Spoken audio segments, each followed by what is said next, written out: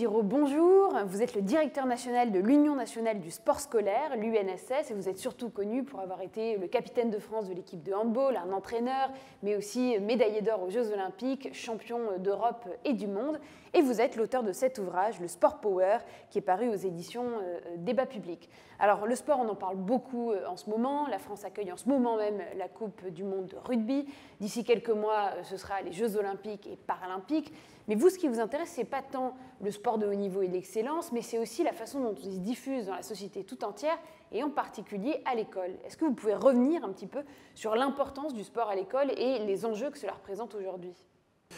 Lorsqu'on bâtit une maison, le plus important, ce n'est pas l'extérieur. C'est vrai que la première chose qu'on regarde, c'est l'extérieur. Donc, c'est souvent, si on prenait le sport de haut niveau, c'est les équipes de France, très souvent. Mais pour bâtir quelque chose, il faut une base solide. Et la base solide, certains pays l'ont compris, elle passe par le sport scolaire. Les anglo-saxons le font depuis très très longtemps. Et nous avons tout ici pour bâtir ce sport scolaire qui serait une base à la vision du sport de demain. Dans votre livre, vous écrivez notamment que le sport incarne un petit peu cette société démocratique par excellence. Qu'est-ce que vous entendez par là et quels sont les liens entre le système démocratique et le système sportif, notamment à l'école ? Parce que tout simplement, le système sportif est calqué complètement sur le système démocratique, le système républicain. Si vous prenez l'État, on part de l'État, après on va descendre aux collectivités territoriales, régionales, départementales, jusqu'à arriver aux villes. Et si je vous prends une fédération, il y a la fédération nationale, après découpée en ligues, découpée en départements, et qui va jusqu'au bout. Si on prend l'école, par exemple, il y a le ministère de l'Éducation, après il va y avoir les rectorats, il va y avoir toute cette partie aussi départementale, régionale, et finalement le système du sport est calqué sur le système démocratique. C'est l'homme qui a mis ça en place, le système scolaire c'est Maurice Herzog, et le système du sport aujourd'hui c'est tout simplement le général de Gaulle. Donc la problématique aujourd'hui, ce sont les liens entre tous ces systèmes, le système politique, le système sportif et le système des collectivités territoriales doivent être mis en symbiose aujourd'hui. Nous travaillons un petit peu en silo aujourd'hui et que cette force, ça serait de rassembler, d'avoir une manière un petit peu plus, je dirais, intelligente, intelligible, parce qu'il faut comprendre aussi ces systèmes qui sont compliqués pour faire le sport de demain. Alors vous expliquez aussi qu'il y a des enjeux de santé publique qui sont absolument majeurs. On en a beaucoup parlé après la crise du Covid. Est-ce que vous pouvez nous expliquer un petit peu en quoi est-ce que le sport à l'école peut résoudre en amont un certain nombre de ces problématiques de santé publique à l'échelle nationale ?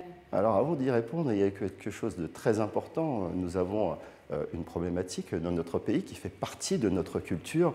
Nous voyons souvent le verre à moitié vide. C'est-à-dire que même si notre système nous apporte énormément de choses, nous y voyons les points faibles, alors qu'il détient énormément de points forts. Et tout simplement, le système français, et si je prends par exemple le système du sport français, il n'existe qu'ici, que dans notre pays. Nous sommes le seul pays où, si vous avez un grand-parent, vos parents, vous-même, vos enfants, peuvent trouver un club, une association sportive pour faire du sport n'importe où, ce qui n'existe pas dans le système anglo-saxon. Aussi, on a de gros problèmes d'obésité aujourd'hui, mondiale. La France est encore protégée de ça. Mais les alertes sont très très fortes parce que cette tendance est en train de changer. On le voit, il y a des chiffres de l'après-Covid qui sont très très inquiétants. Et si je prends ma partie, le sport scolaire, il y a un enfant sur 5 dans le second degré qui font du sport scolaire. Un enfant sur 5, ce qui nous inquiète, ce ne sont pas ces 1 sur 5. Ce qui nous inquiète, c'est les 4 sur 5 que nous ne touchons pas. Et il commence à y avoir un gouffre énorme entre ce type d'enfants et aussi le type de pathologie qu'ont ce type d'enfants. C'est 4 sur 5 que nous ne touchons pas grâce au sport. Alors, il y a un autre enjeu majeur dans le livre, c'est la question de l'égalité aussi entre les filles et les garçons. En quoi est-ce que le sport scolaire peut aider aussi à la mixité et à l'accès au sport de certaines jeunes filles ? Parce que nous sommes une fédération assez particulière. C'est-à-dire que nous ne calquons pas directement sur le mouvement sportif. C'est-à-dire que le sport qui est pratiqué par les associations sportives, par les fédérations sportives, nous le déclinons d'une manière différente. À la fois sur la mixité, mais sur aussi le handicap. Par exemple, sur certains sports, nous jouons filles et garçons en même temps. Mais nous ne l'imposons pas. C'est un engagement. Et c'est un engagement très fort, c'est quelque chose qui est voulu par les jeunes parce qu'ils ont ce choix de pouvoir choisir de jouer avec des filles et des garçons. Et en fait, c'est changer un petit peu cette mentalité. Le sport féminin part de très très loin, évidemment. Le sport masculin a toujours existé et il y a un gros travail à faire. Il est fait à l'UNSS. Nous avons à peu près 40% de jeunes filles qui s'engagent. Par contre, nous sommes inquiets sur l'évolution du sport féminin et du sport féminin à l'école qui impacte totalement aussi le sport féminin plus tard, c'est que nous perdons énormément de jeunes filles à partir de 13-14 ans, à partir du lycée. D'accord. Et alors il y a des acteurs évidemment qui sont clés au milieu de ce système-là, ce sont les professeurs d'EPS. Comment est-ce que selon vous, on parle beaucoup de la revalorisation des métiers d'enseignants au sens large, quel rôle particulier est-ce qu'eux occupent et puis comment est-ce qu'on peut participer à cette revalorisation de leur formidable métier? Alors, je crois que le vrai problème de cette profession, c'est qu'elle est méconnue. Si on posait la question à 10 parents, ce qui est un professeur d'EPS, ils auraient certainement cette idée que c'est un entraîneur finalement, un entraîneur scolaire, peut-être aussi moins bon que l'entraîneur que pourrait avoir ce jeune dans une association sportive. Mais le rôle du professeur d'EPS va beaucoup plus loin que ça. La première chose qu'il faut étudier, c'est son parcours pour devenir professeur d'EPS. Ils ont tous Bac+5 et à l'intérieur, il n'y a pas qu'un parcours sportif.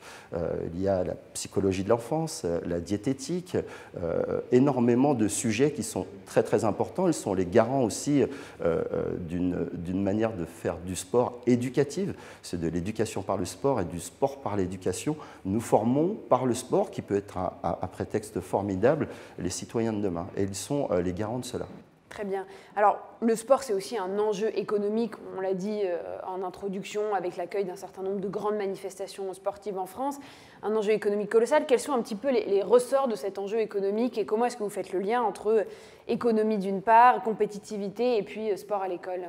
On a souvent séparé le sport de haut niveau, on le fait de plus en plus, et je pense que les médias aident énormément à ça, le sport de haut niveau et le sport pour tous, alors qu'ils ne font qu'un.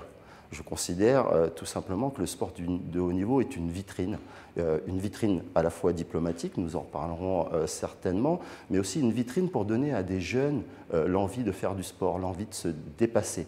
Et aujourd'hui, nous devons réassocier ces deux images du sport. Et ces deux images du sport, c'est le travail que nous devons effectuer entre ces 1 200 000 élèves que nous avons chaque année et la manière dont nous pouvons après renvoyer ces jeunes vers des associations sportives. Cette vision, nous devons nous servir du sport de haut niveau et nous avons la matrice pour le faire avec le comité olympique, avec l'Agence nationale du sport, avec le ministère du sport et le ministère de l'Éducation évidemment. J'y associerai même aussi la cohésion sociale et le ministère de la Santé pour faire finalement du sport la matrice de beaucoup de sujets qui sont très importants dans notre société aujourd'hui. Alors beaucoup de sujets, vous avez dit un mot qui est clé, celui de diplomatie.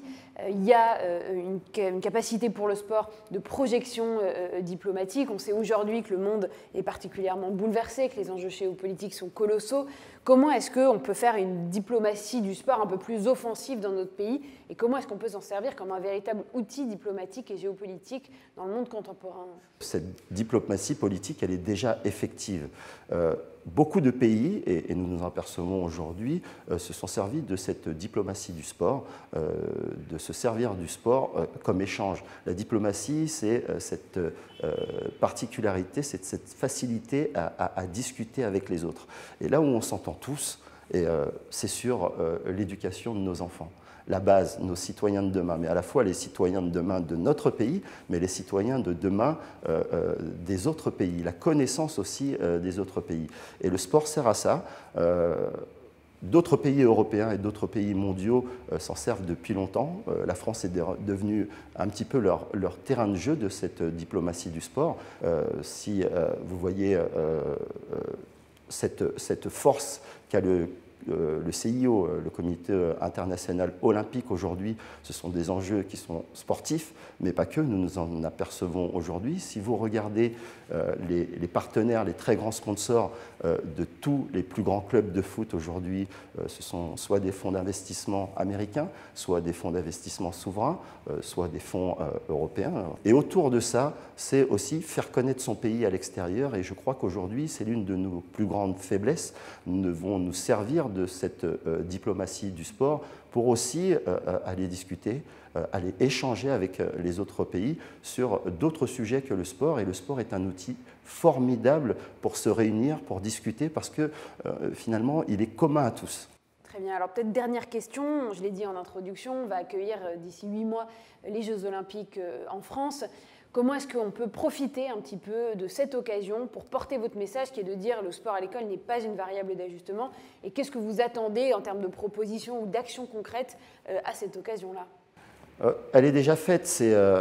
Finalement, personne ne voit les Jeux Olympiques. Si vous prenez 100 personnes, ils les regardent à la télé.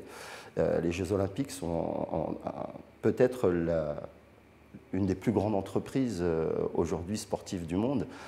Nous avons cette habitude de dire que le CIO est un petit État, au même titre que le Vatican, avec des moyens. Un sponsor des Jeux Olympiques, c'est 1 milliard d'euros. Mais ce n'est pas que ça. Il y a l'envers du décor, et l'envers du décor, c'est d'accueillir les Jeux. Accueillir les Jeux, c'est aussi montrer notre pays sous ce qu'il a de meilleur. Aujourd'hui, évidemment, la France est un des pays les plus regardés, les plus visités. Si vous regardez à peu près les sites qui ont été utilisés, même nous, Français, nous oublions quelquefois que nous avons des sites incroyables. Et ça va être, vous verrez, à la cérémonie d'ouverture, et il y aura tous les plus gros politiques du monde seront réunis ici, et finalement, ça va être un espèce de grand G20. Grand G20 autour du sport, où évidemment, il y aura cette partie sportive pour réunir les peuples, parce que, à la différence, par exemple, d'une Coupe du Monde de foot, l'ambiance qu'il y a sur des Jeux Olympiques est totalement différente. C'est une ambiance de partage. On perd, on gagne, mais on se rassemble. Les rues de Paris vont être juste vues par le monde entier. Cette douceur de vivre qu'il y a aussi de notre pays doit être remontrée, parce que souvent les images que l'on montre d'un pays sont souvent des images de communication négative lorsque des événements se passent. Et bien, il faut se servir du sport pour montrer aussi que la vie peut avancer, que l'on peut se rassembler, qu'on peut se rassembler mondialement. Et c'est une formidable occasion aussi pour notre jeunesse de voir le sport sous un angle différent, pas celui seulement de la compétitivité du sport, de la France qui gagne sur le terrain, parce qu'il y a le terrain sportif, mais il y a aussi le terrain diplomatique, et c'est sur celui-là que nous devons gagner aujourd'hui. Merci beaucoup, merci de nous avoir fait voir le verre à moitié plein. On retiendra cette leçon-là. Je rappelle que vous êtes l'auteur de cet ouvrage, le Sport Power, qui est paru aux éditions Débat Public. Merci beaucoup, Olivier Giraud. Merci.